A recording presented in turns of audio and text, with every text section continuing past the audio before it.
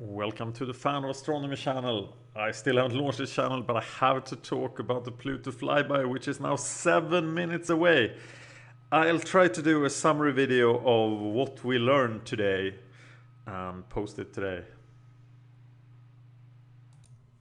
NASA has been sending live for quite some time here and will keep doing so.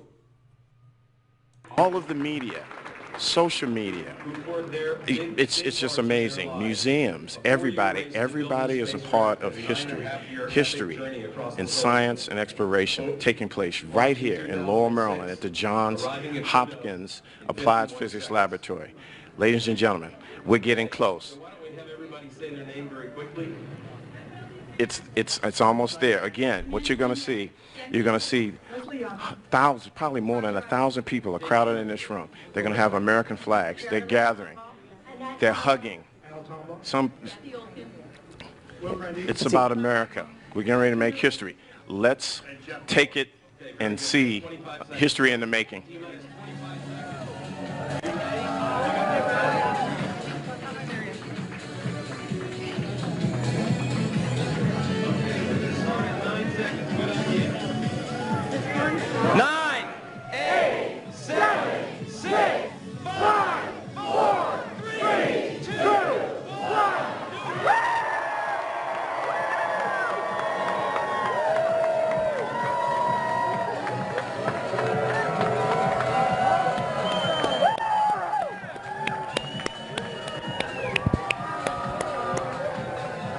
Okay, so what happened? All those tiny people before they come back here and be in your way.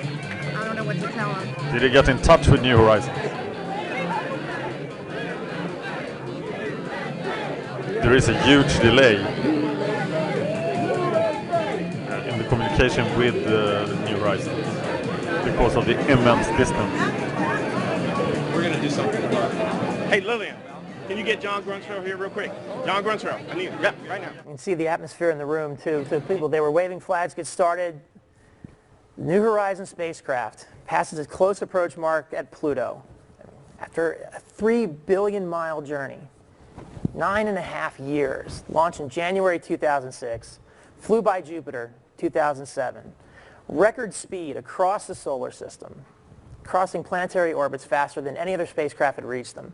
Speeds of 30,000 miles an hour. Almost hard to think of, hard to imagine. Still, after 9.5 years, now made it first on Pluto's doorstep, now past Pluto, gathering amazing amounts of information, opening the door to an entirely new region of the solar system that until recently we knew nothing about. This is exploration at its finest. Check it out. Look how busy New Horizons, still scanning away. Doesn't realize it just made history, doing it right now. Go back to the room and see the folks on stage. That's the director of the Applied Physics Laboratory, Ralph Semmel.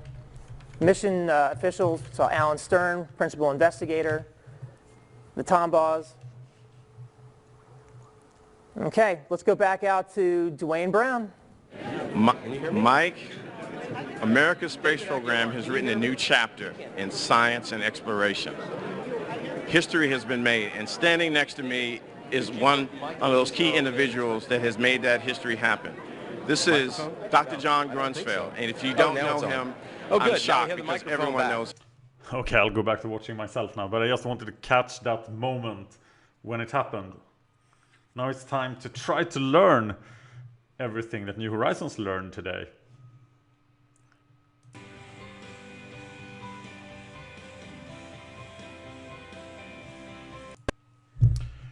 Alright, so the first thing has happened and New Horizons has now passed Pluto. So what did we learn today? Well, first I'd like to mention that it's 50 years since Mariner 4 flew to Mars, and now that is suddenly the start of the exploration of the solar system. So very conveniently we have now spent 50 years looking at the solar system. Well, we've learned that Pluto is not a featureless world, and actually that was a big possibility just a few months ago, that it was just a chunk of ice. But there are features on Pluto for sure. Also, strangely enough, Pluto has a much younger surface than its companion dwarf planet Charon. that means that there's something rejuvenating the surface on Pluto, but not on Charon. That probably indicates that the atmosphere could be corrosive, that there's been some resurfacing of Pluto due to a giant collision, or that actually Pluto and Charon met up more recently in the solar system's history and formed this unique bond of a dwarf planet pair. Pluto is also 35 kilometers bigger than expected, which means that it is currently bigger than the current estimate of the size of Eris.